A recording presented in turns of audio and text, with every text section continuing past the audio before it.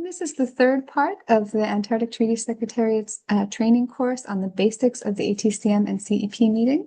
And in this part, which will be the longest part of the webinar, we'll get into the actors and tools of the meeting.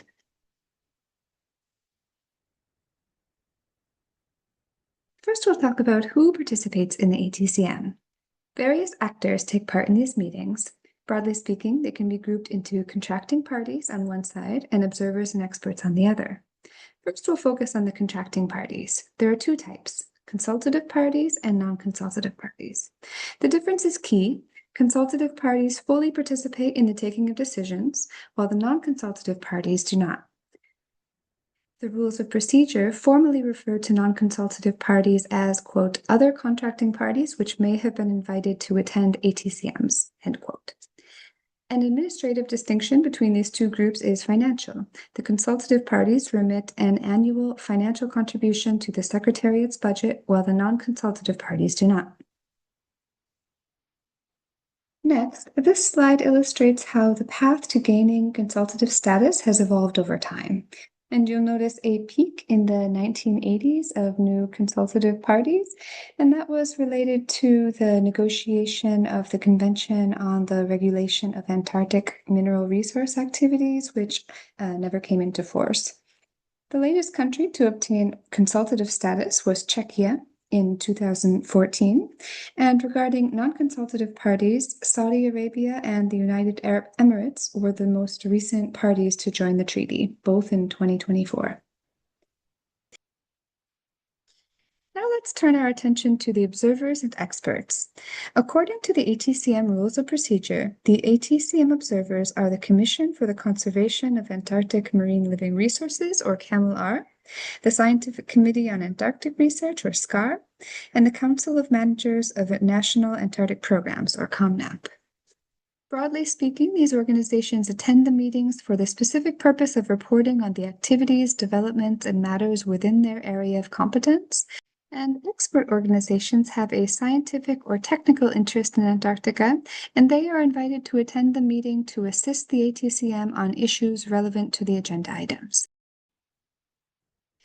At the end of each ATCM, the meeting formally decides which international expert organizations will be invited to the next meeting. Organizations that most often participate include the organizations listed here, and it's important to note that neither observers nor experts are entitled to participate in the taking of decisions.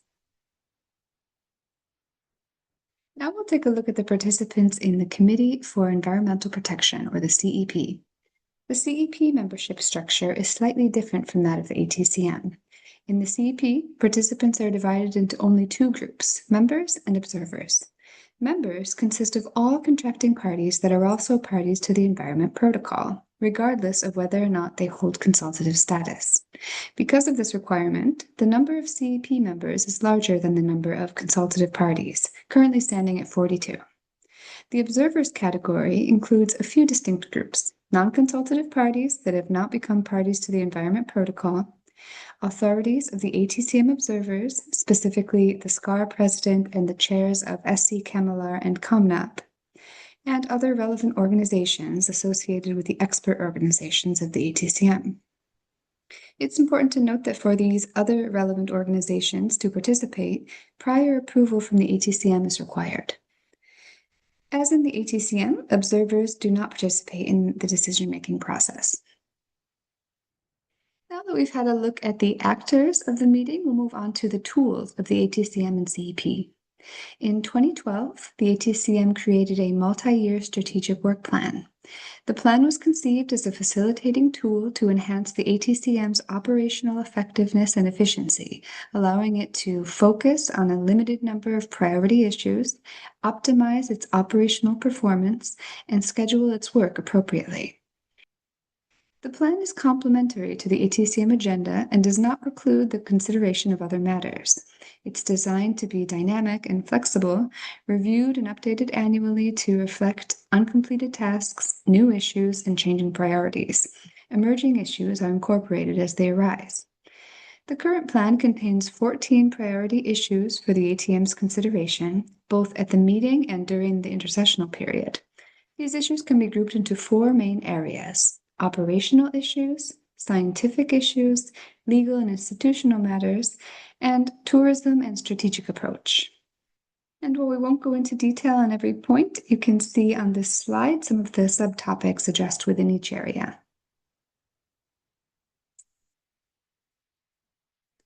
And to access the current multi-year strategic work plan, you can go to our website and hover over Meetings, Tools for ATCM Delegates, and download it from this page.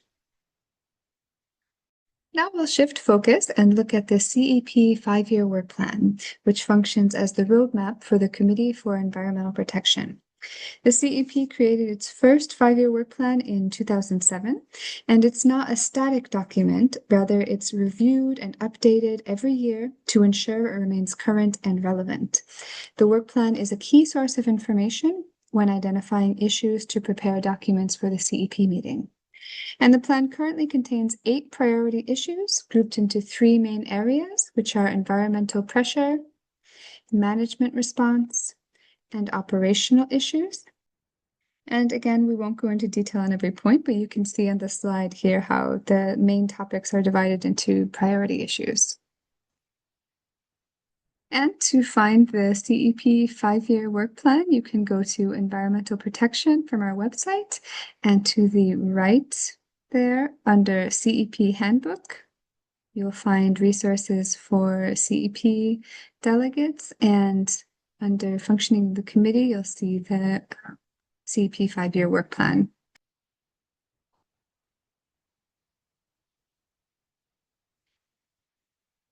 So we've just talked about the ATCM and CEP work plans as key tools for the meeting, and now we'll devote the rest of this part to the other major tools, which are the meeting papers. We'll cover the types of papers, some tips for preparing them, and other resources available for delegates. The basis for debates at the meeting rests on 2 primary types of papers: working papers and information papers. And we'll get more into this in the next slides, but basically working papers require discussion and action by the meeting. Information papers provide complementary information in support of a working paper or relevant information for the meeting's debates. Background papers are meant to leave a record in the final report of an activity or initiative considered important for the author, but which doesn't require the meeting to discuss it during its sessions. And finally, secretariat papers are prepared for the secretariat in accordance with a mandate or based on the executive secretary's opinion that the paper would contribute to informing the meeting or assisting its operation. And the rules for the paper's timelines, whether they are translated or not, who can submit what kind of paper, etc., are included in the rules of procedure, and they're attached procedures for the submission, translation, and distribution of documents. So first, let's look at working papers. The main goal of a working paper is usually to bring a concrete proposal to the table. If the meeting agrees, the effects of a working paper go beyond the room. They create lasting results. For example, we use working papers to adopt measures, decisions and resolutions, create intersessional contact groups, or set up informal discussions between sessions. Basically, a working paper asks the meeting to commit to a specific course of action once the session is over. And because of this, you can always expect working papers to generate debate during the meeting. Now let's move on to information papers. While working papers are about decisions, information papers are about providing the necessary context for our discussions. When we present an information paper, we're looking to highlight particular aspects of a topic that contribute to the broader debate, bringing technical or specific details to the surface, provide complementary information that supports a working paper, invite other delegations to share their own experiences or consider the paper's content for future meetings, or simply link the paper with other ongoing initiatives. In short, an information paper helps feed and enrich our ongoing discussions. While they can lead to specific language in the final report, it's important to remember that their outputs don't create new formal obligations beyond the meeting itself. They're just tools for clarity and depth. Moving on to background papers. The main goal of a background paper is simply to leave a formal record in the final report of an activity or initiative you consider important. This is the right format for providing detailed information about your national Antarctic activities or ensuring that specific data or results are available for reference in the meeting's archives, even if they don't require action or discussion. And a key reminder, if the activity is already part of the information circulated through the EIES or the Electronic Information Exchange System, there's no need to produce a paper. The background paper is an extra resource for when you deem it necessary to have additional details on the record. And please note that background papers are not formally presented during the meeting, and this means they don't take up floor time and they do not generate any discussions. They just exist solely as a reference for other delegations. And finally, we have Secretariat papers, and these are prepared by the Secretariat, usually following an established mandate from a previous meeting. And the main goals of a Secretariat paper are to provide essential information that helps the meeting run smoothly, like agendas and schedules, or assist in our operations, such as providing reports, programs, and reviews, or support the meeting's decision-making process by offering data or background as requested by the parties. And now some notes on preparing papers for the meeting. Preparing papers for the ATCM and CEP is a challenging process. It requires not only knowledge of the current norms and regulations, but also background in the paper's subject matter. And papers need to clearly and effectively communicate their objectives, that is, what the author expects the meeting to do with the paper.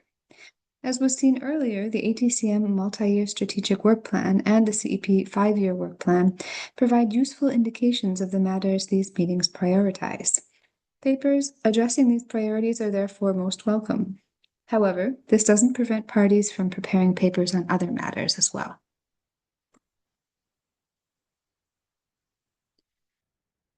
And on the meeting webpage of the ATS website, there's some guidance for preparing papers. On this page, you'll find a document that guides delegates through the process of writing a paper for the meeting, which is called Tips to Write Meeting Papers.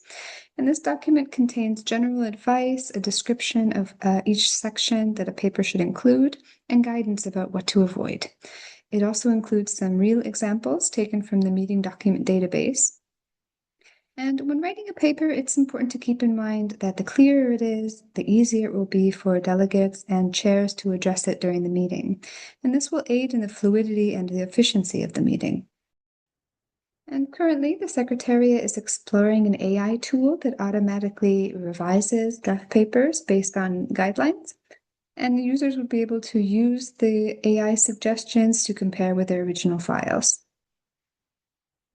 And that brings us to the end of part 3, Actors and Tools. And in the fourth and final part of this webinar, we'll get into the outputs of the meeting.